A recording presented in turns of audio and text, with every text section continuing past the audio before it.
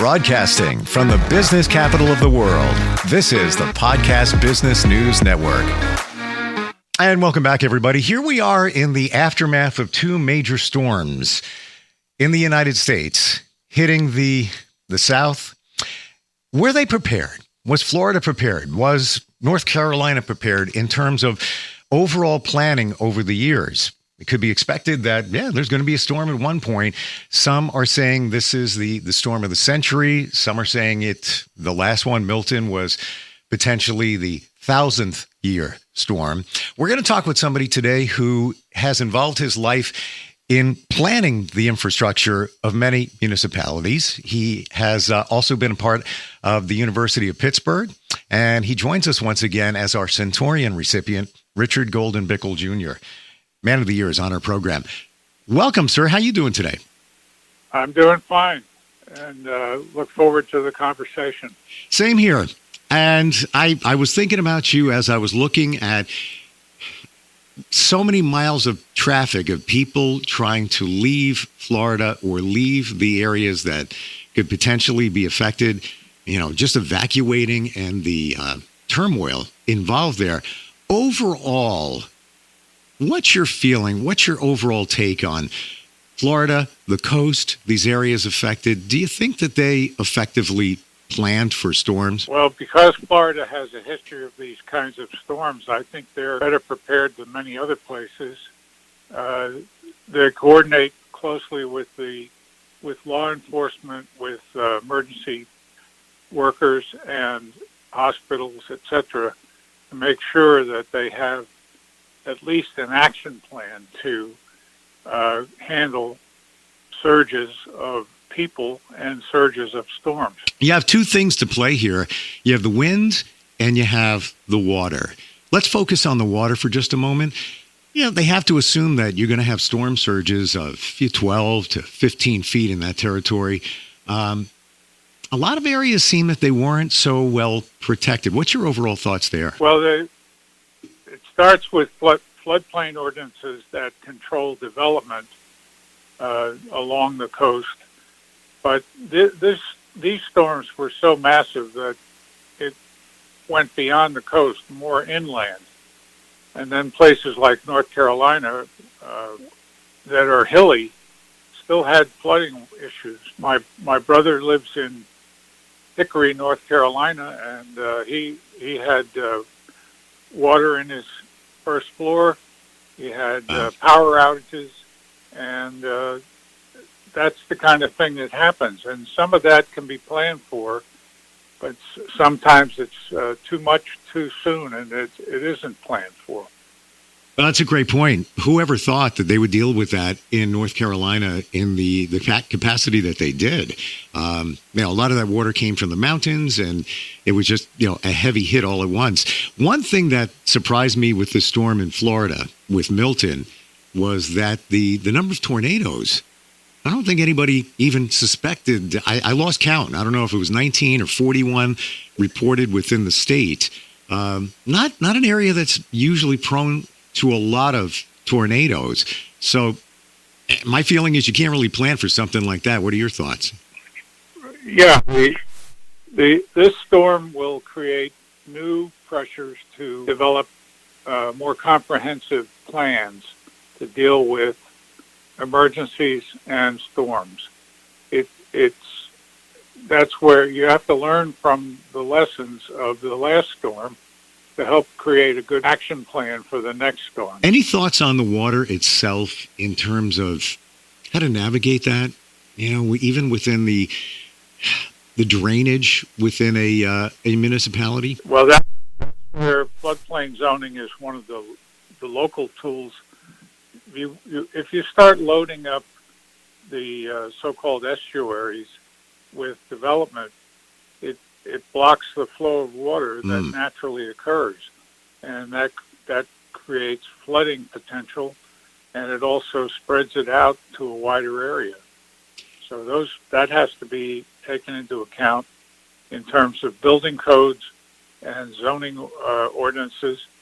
Elevating structures used to be one of the preferred techniques, but given the severity of some of these storms and the high winds, it might be better to stay on the ground and try to buttress the surroundings.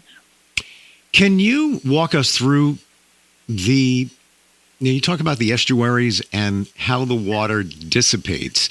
How is that usually planned for? A lot of us don't know how that actually works, how water is moved when there is a storm. Well, I think the planning should start at the regional level so that the agencies involved see the big picture, because these estuaries they're not like a highway. They're more than a highway. They're spread out over a vast area, and all of those tributaries and channels of water come together, and that adds to the flooding potential. How about the wind? Now, there was the Tampa Bay's stadium had parts of the roof ripped off, and that was actually an evacuation point where people were to be housed with cots and food and such, and they were afraid that the roof may fall because of the damage that was done by the storm. What are some of the protocols or some of the procedures to make those structures safe? Well, this storm was a surprise. I mean, you usually hear about tornadoes out west, sure, tearing off roofs and destroying houses. The fact that this hurricane, which has the water flooding potential, also caused tornadoes to be formed, that's a double whammy, and that's hard to plan for. But now that it's occurred, future emergency management plans in the Florida area are going to have to consider both of those. When you look at this as a whole, is this something that's always on your radar? I know it's like sort of in your DNA, but are you always looking at these things when you see storms or situations arise? Personally, I'm probably not, because I don't have the experience of living through some of those things. When I was a kid, I used to go to North Carolina with my parents to visit my grandparents, and occasionally there were high winds and heavy rains related to some hurricanes, but they were inland near Raleigh, North Carolina. They weren't on the coast. And so I think it's desirable to look at the geographic area you're in, to look at the estuary patterns, and to plan accordingly, looking also at emergency evacuation routes. Isn't it interesting, you brought back a memory that when you were younger, every storm that came through, I mean the big ones, don't you remember them like pretty clearly, pretty vividly? Yeah, because they were infrequent. Yeah. Now they're not.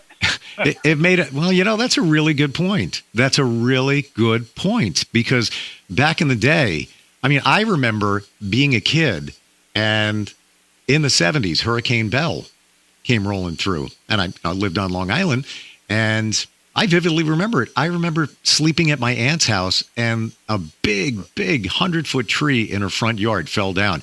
I will never forget it. I was listening to a little AM radio. I could tell you what song was playing on the radio at that time. However, well, when I visited my grandparents in North Carolina, this was in the 50s, and when a big storm came through, that was quite an event. Yeah, that's a great word, event. It was an event where, and I never realized it, Richard, until you just said it, that those storms were so infrequent that they made a mark. Now, they like popping up all the time. I can't even keep track of all the names of the storms now. Right. Well, it's a weatherman's paradise as a career, because there's a lot of calls for predictions, for recommendations, and the newscast every night has these weather people, and they really do a good service of providing information to the average person about what's going on.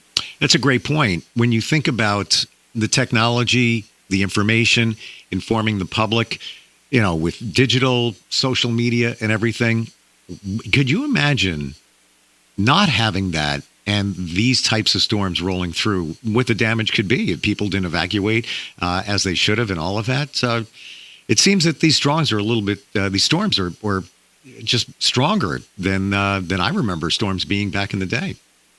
Yeah, whether you call it climate change or not, there's definitely been a change in the weather patterns and the severity of these storms.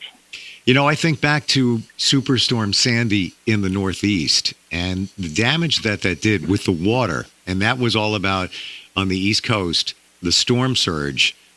I don't want to minimize it, but that was only a Category 3. I can't imagine if that was a 4 or 5, what the damage would have been. Right. Yeah, we have to, there may be a 6 someday. Watch out. I can't even process that in my mind, what that would be like. And even as I was watching this storm, where they were talking about it being potentially a 5 and then down to a 4, sometimes it's a negligible point because it could be an upper 4. But either way, you never know what to expect, whether it's a storm surge, whether it's the wind, whether it's tornadoes, which presents even more of a challenge when you have to plan those infrastructures within municipalities. What do you think about most cities in terms of getting rid of water? When it's a heavy rainstorm, how's that actually being done? Like, you take the biggest city in the world, New York City. How are they getting rid of that water? Well, I believe they have a good system of reservoirs and storm drainage plans and also evacuation plans, because Manhattan is an island and Staten Island's an island, and they've been dealing with this kind of situation for a long time. I don't have the details on exactly what New York has done, but I think they're more prepared than many other places. It seems to me that all of this planning goes back to, I don't want to say the beginning, but many, many years that needed to be put into place in terms of runoff and everything that's involved there. That you're talking about planning from the beginning, because how can you make those changes decades later? It doesn't seem like it would be easy or even probable. Right, and when new developments occur, even in the suburbs, the focus now is on natural recharge of runoff and water issues, not just building concrete causeways, because that's almost as bad as not doing anything. Well, and then we didn't even get into sewers, right? There's a whole other topic, right? Right, and they used to have separate sewers for water and sewage, but now you've got combined sewers. There's a whole host of strategies and practices that deal with stormwater and sewage. As we talk, it just strikes me that we all take this for granted, how this all works. There's so much going on that none of us have any idea, behind the curtains, so to speak, in terms of what goes into planning, what's happening when we turn on the faucet, or there's, there's waste going down the septic tank, wherever it might be. We take it for granted, but you got to multiply that by the number of people in an area and what's actually going on, right? Right. And when you have a press conference today, it's not just the mayor and the police chief. There's a whole host of agencies that get involved in these things, and each one of them has expertise, and they've got to work together to ensure that there's an effective action plan. I want to share with you that we've had a great response from a lot of students interested in urban planning. They've reached out, got a couple of emails. I want to focus for just a moment on education when it comes to urban planning. We skimmed that previously. What are your thoughts for somebody that has an interest in urban planning? And if it's not exactly there, what are some of the other fields connected to that a student might want to take a look at? Well, when I started in pre-med and ended up being a city planner, one of the things I learned about was urban geography, where I learned that there's this thing called cities, there's zoning and strategies to deal with development, and that's where I got the interest to go to graduate school and become a planner. I think students should take some survey courses that broadly define topics, but then after they do that, try to take a couple of focused courses if they have specific interest. And then they can design their program to lead to perhaps a graduate degree in the field that they want to go into. Would you say that basic engineering principles would be something that they should have their radar on as well? Yeah, well, if they want to be an engineer, definitely. If they want to be a planner, they should at least understand some of the engineering concepts that are involved in infrastructure planning and development. I would imagine that research is a lot of what goes into this, researching zoning, landscaping laws, things like that. Would you say that that's got to be a focus as well? Yeah, some of that is part of the graduate school curriculum, but other infrastructure issues are handled by the Transportation Research Board, for example, which has a conference every January, billed as the world's largest transportation conference, that looks at research in the field that is occurring on pavement and other infrastructure issues, as well as policy approaches that are being looked at, such as transit-oriented development and smart streets, where you share the road with bicycles and pedestrian activities. Those kinds of things are sometimes started at the academic level, but they end up attracting practitioners, and then they become part of the standard zoning and planning activities. Did you find yourself having a great appreciation of geography when you started going down this career path? Well, a rudimentary appreciation, because my father used to subscribe to National Geographic, and I used to read that, and I really liked the maps that were included. And that's where I began to have an interest in that on the sidelines. What I really wanted to do was be a doctor, but then I took organic chemistry, and I said, well, I'm not going to be a doctor. Got you on that.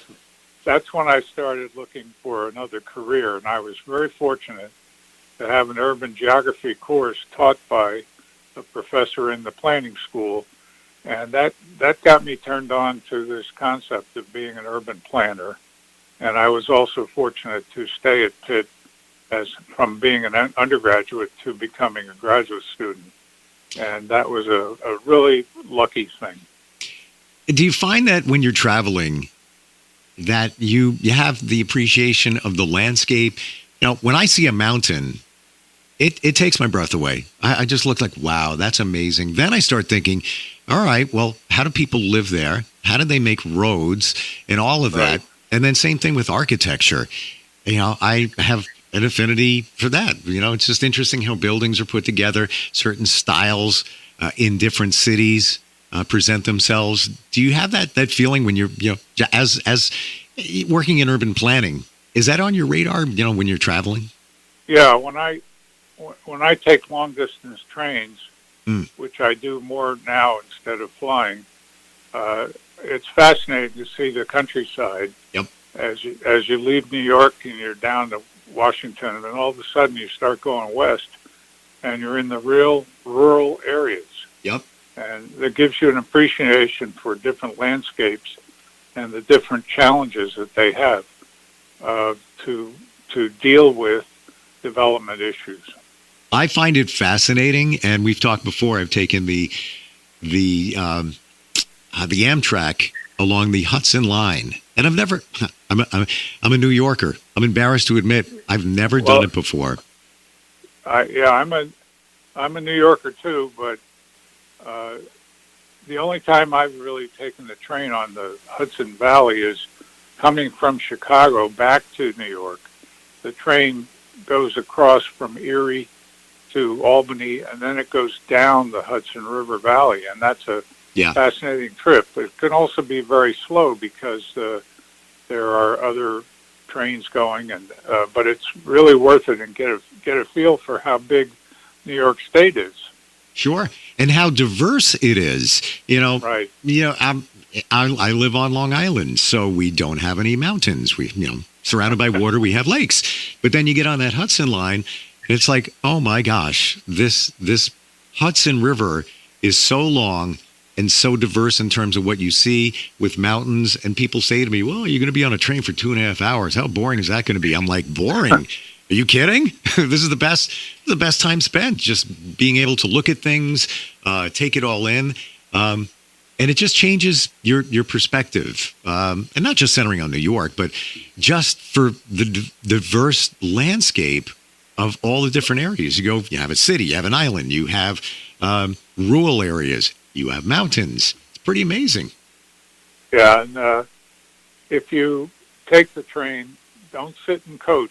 Get a roomette where you have a bed, because it's a long journey. It takes 16 hours to get from New York to Chicago. Wow! But then it takes 2 days to get to the West Coast. So you want to pay a little extra and have a roomette where you can at least sleep for a while. You just brought back a memory. I was on a retreat in California back in the spring and met a man who came from upstate New York and did exactly what you said. And I said, you took the train the entire way? He goes, yeah, it was wonderful. And I didn't. I was kind of shocked, got to be honest with you. He's an older gentleman. I was kind of shocked. I didn't get it until I took that train, took the Amtrak upstate recently. Now I get what you're talking about and what he was talking about, how kind of magical it is just being able to look out at the scenery and see what's out there. Yes, and Amtrak runs along the coast up in Connecticut, and so you take the train from New York, you cross over into Connecticut, and all of a sudden you're in a different environment. It passes little towns, and it also has some stretches where it's mostly open space, and then all of a sudden you're in Boston. Yeah. After about 5 hours. Fantastic. Fantastic. And you have everything you need. You bring your devices, you can watch a movie. Right. Yep. But the best movie is the window when you're looking outside there. That's right. Richard, great talking with you. Great having you on here. Thank you for all your insight, and congratulations again on being our Centaurian recipient, and looking forward next time we get together. We're going to most likely have some university students on with questions about career the next time we do that. Very good. All right. I look forward to it, Steve. I do as well. Be well, and we'll talk soon, okay? All right. Bye-bye. We'll be right back.